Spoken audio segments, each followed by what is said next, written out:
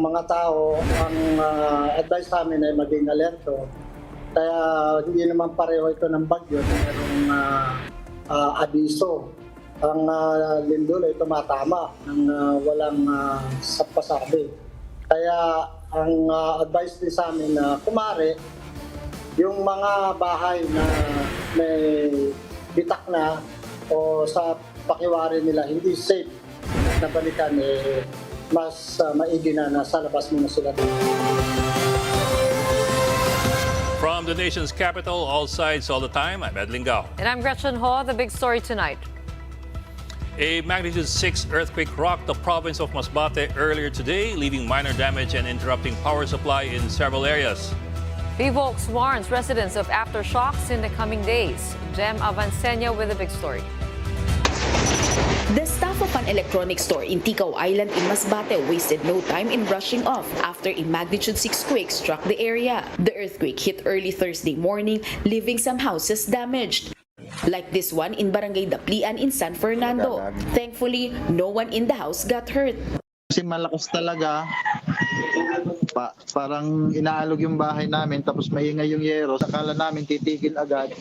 Maya-maya lang nanginginig yung lupa. Kaya sabi nung misis ko, labas tayo. The Magallanes Coliseum in Masbate City also collapsed. Its ceiling gave way and cracks were left on the walls. Over at the Masbate Provincial Hospital, patients and staff quickly got out the moment they felt the tremor. For now, they are staying in makeshift tents outside the hospital. Some schools also sustained damage, forcing class suspensions. The earthquake also left most areas in Masbate with no electricity, as several transmission posts were toppled by the tremor.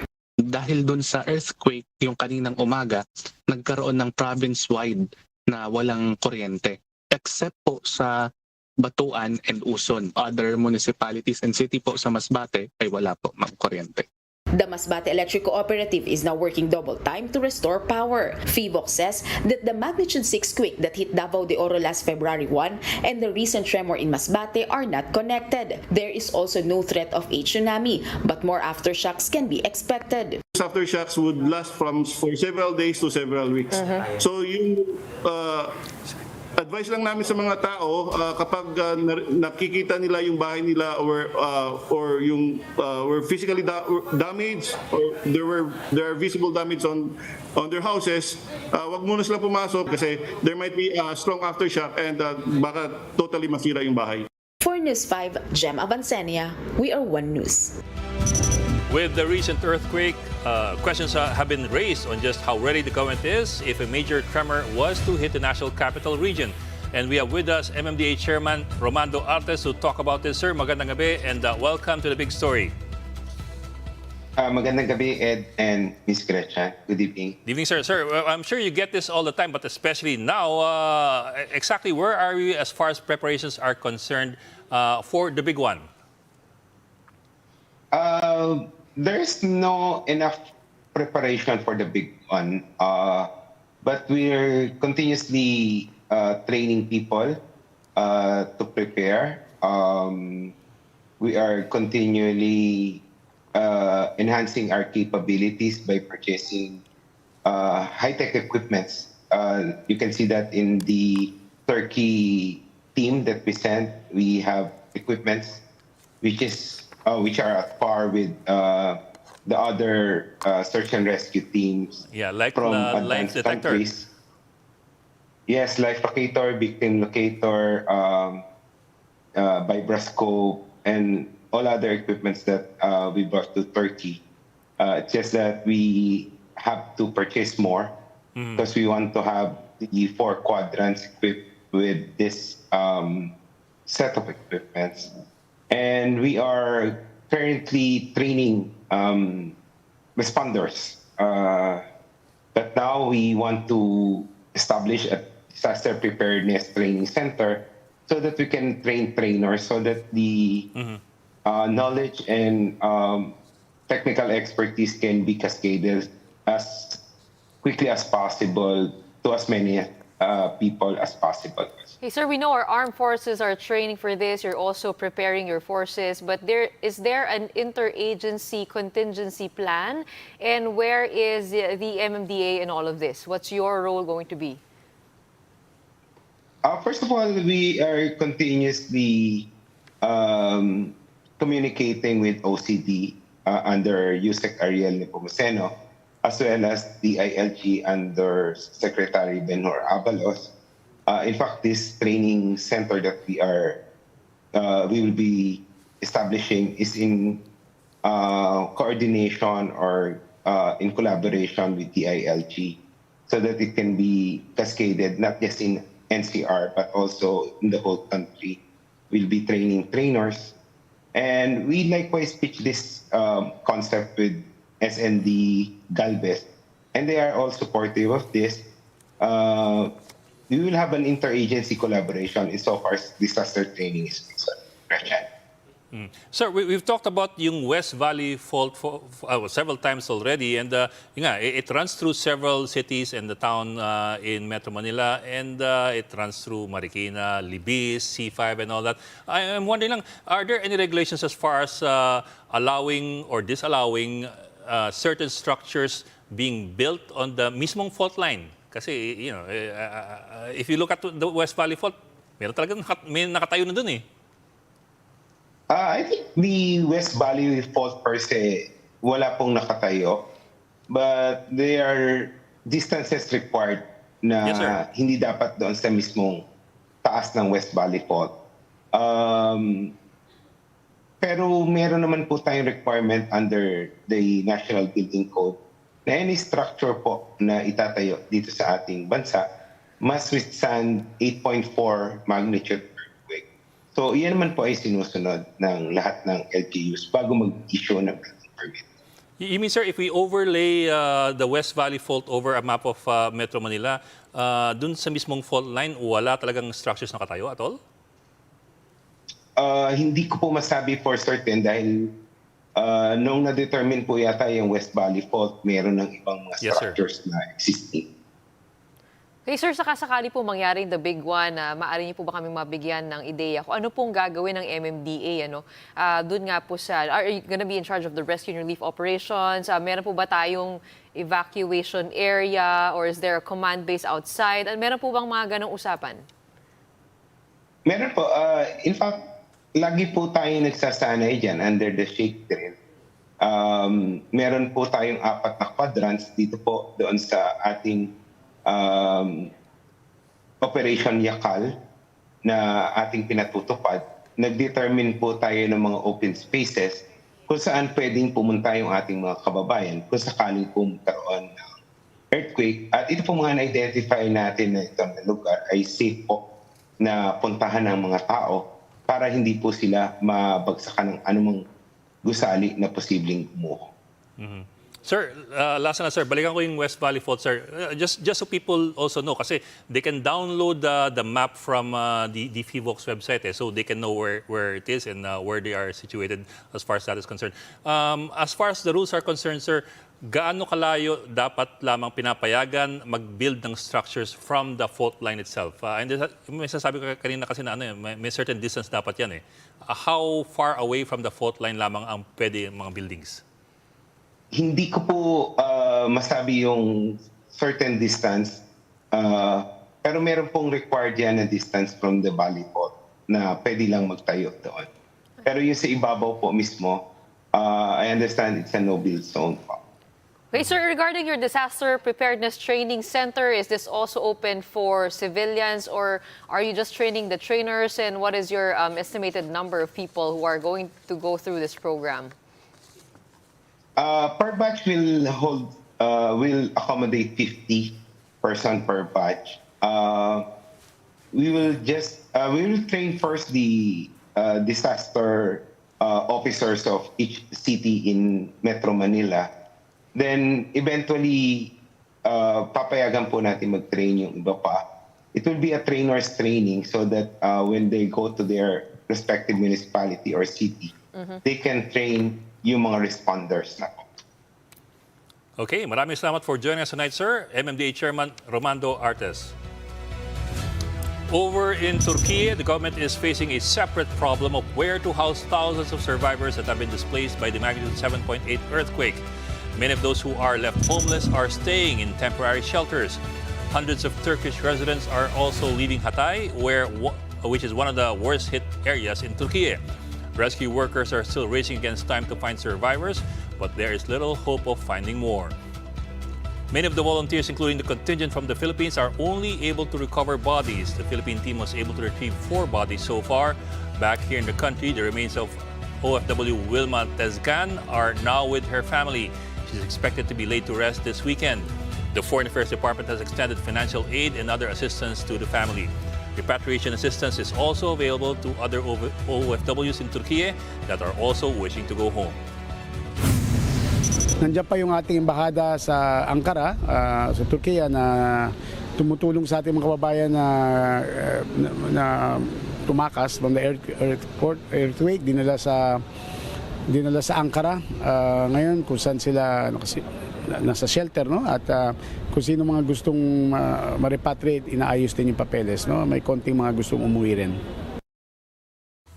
After the break, the Philippine Army has served charges against 2 of its ranking officials who were tagged in the murder of model and businesswoman Yvonette Chua Plaza. We'll find out more about that when we speak to Philippine Army spokesperson Colonel Cercis Trinidad when the big story returns. Keep it here on One News.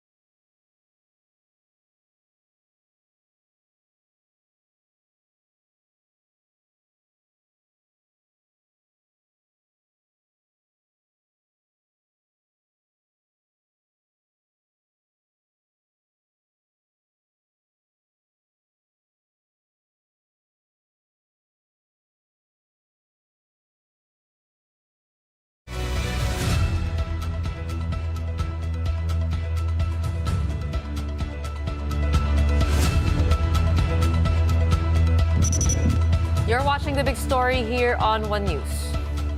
The Philippine Army is in the process of evaluating the charges that may lead to the court-martial proceedings against former Presidential Security Group Chief Brigadier General Jesus Durante in relation to his alleged involvement in the murder of model and businesswoman Yvonette Chua Plaza. Here is what we know so far. Philippine Army Commanding General Lieutenant General Romeo Bronner Jr. says a copy of the charges for violation of Articles of War 96 and 97 were served against Durante and Colonel Michael Licyayo. The services of the charges, or the service of the charges, is part of the pretrial investigation being conducted by the Army. Bronner said the Army's Provost Marshal and Judge Advocate General have begun studying the counter affidavits of Durante and Licyayo. After their assessment, the Provost Marshal and Judge Advocate General will make a recommendation to the Army Chief whether the case would warrant a court-martial or the charges shall be dismissed.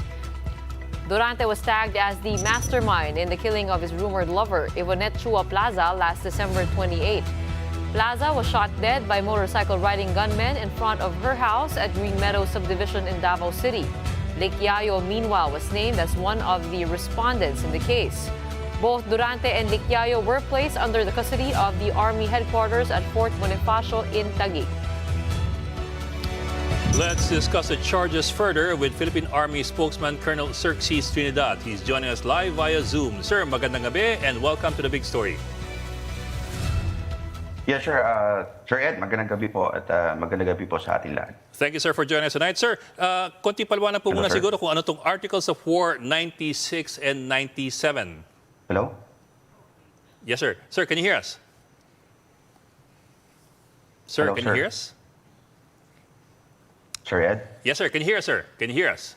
Yes, sir. Yes, sir. Yes, sir. Yes, Sir, siguro Good konting evening. paliwanag muna, sir, kung ano exactly itong Articles of War 96 and 97. Well, basically, the Article of War 96 is an article in violations of the committed by the officers of the Armed Forces of the Philippines. This is a conduct of unbecoming of an Unbecoming. officer and a gentleman. And so these particular charges are being seen as being pre-charged to the following officers of the said 7 personnel of the Philippine Army. Okay, sir, this is different from the charges in the criminal court. Is that correct? Yes, ma'am, Gretchen. No? Basically, the criminal charges being filed in court is a totally different charges in the military proceedings, particularly for the administrative cases or charges being filed against these 2 officers and the 5 enlisted personnel of the Philippine Army. Sir, for those who are not familiar with the courts martial, I suppose people are asking, bakit conduct unbecoming of an officer na gentleman lamang? Gayong murder yung di umano naganap or what was supposed to have happened. Kumbaga, is this the gravest offense that the Army can file against one of its officers? Well, basically, Sir Ed, let me just try to explain the difference between the General Court Martial and the civil courts, wherein they're filed with the criminal charges. There are 2 points wherein we could identify the difference between the two courts, wherein in the General Court Martial is more formal in nature and it actually includes not just proving the elements of these particular actions of these officers, but more on the violations or breach on the discipline, and at the same time on the doctrines being violated by these charged officers. And this is not the only charges being served to the said officers. There's also the Article of War 97, or the general article, which is in violation of all orders, disorders, and neglects of the prejudice of good order and military discipline, and all conduct of a nature to bring discredit upon the military service.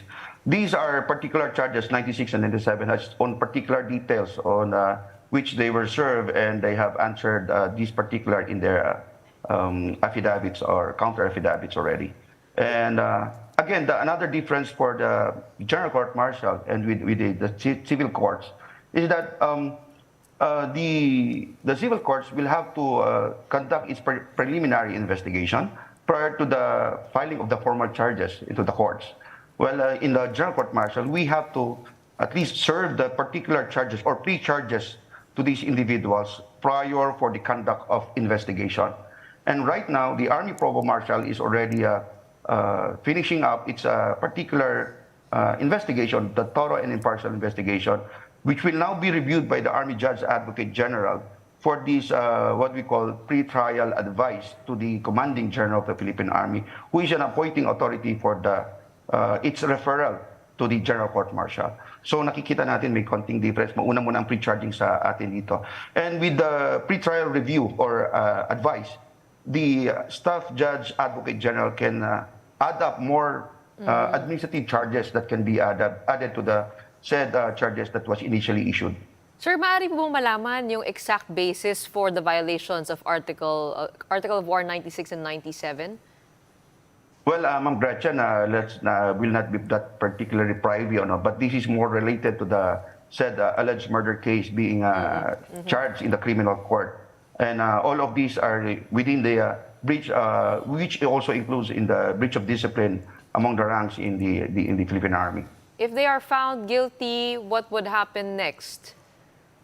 Well, again, this will be the General Court Martial will be trying the said charges against these officers and enlisted personnel, and as the punishment which may include this the dishonorable dismissal from the service and or particularly imprisonment. And the particular duration of the imprisonment would be determined by the General Court Martial. Sir, I think an important question is who takes custody of General Durante while everything is pending, both the criminal case against him filed by the PNP and the court-martial proceedings are ongoing. Which takes custody? Which one takes custody of General Durante? Well, in this particular case, if the General Court Martial has already started its proceedings, definitely the Philippine Army would request and for the custody of these particular officers. And if that's still upon the approval of the civil courts, if our reasons or the justifications for the custody would be permitted by the civil courts. I think, and on the particular guilty charges, depending on both courts, the civil courts will be respected by the military on this matter. You're saying, sir, the final decision on custody will fall on the civil courts? Yes, sir, definitely, Sir Ed. Sir, pahabol lang, sir. One last. As far as evidence or proof is concerned, ano po yung mas matimbang? Ano po yung mas mabigat o mas stricto yung paghihimay? Is it the court-martial or the civil courts? For example, the civil courts would look for proof beyond reasonable doubt. What about the court-martial? Well, sir, as I mentioned earlier, I think the General Court Martial would be more stringent and would be formal on this matter, because we're not just looking on the elements of for the said particular murder charges, but basically from the violations of our military doctrines and policies, to include its breach on discipline, would already merit this particular case, and that would be aside from the particular elements that is needed. So mas stringent yung ating General Court Martial on this matter. Yes, sir. Well, actually, sir, what I meant was, ano mas mahirap patunayan? O saan mas mahirap pagpatunayan ng guilt? Sa civil court po ba o dun sa jail court martial? Both ways, sir, no? It's a separate court proceedings. So kung magkaroon po siya ng guilty charges dito sa GCM, he will be served with the punishment of dismissal if that will be the determination of the General Court Martial. And even if they determine a possible imprisonment. Now, if ever the civil courts would found the said alleged officers to be guilty of this particular charges on the civil courts, I think the General Court Martial will have to be stopped for the moment of their particular serving of the imprisonment, and will have to be prioritized yung punishment given by the civil courts. And afterwards, they will have to be brought back to the military custody for serving the remaining punishments. Okay. Maraming salamat, Philippine Army spokesman Colonel Xerxes Trinidad. And right after the break, senators are looking into reports of a private jet supposedly being used for human trafficking over at the NAIA. That and more when the big story returns. Keep it here in One News.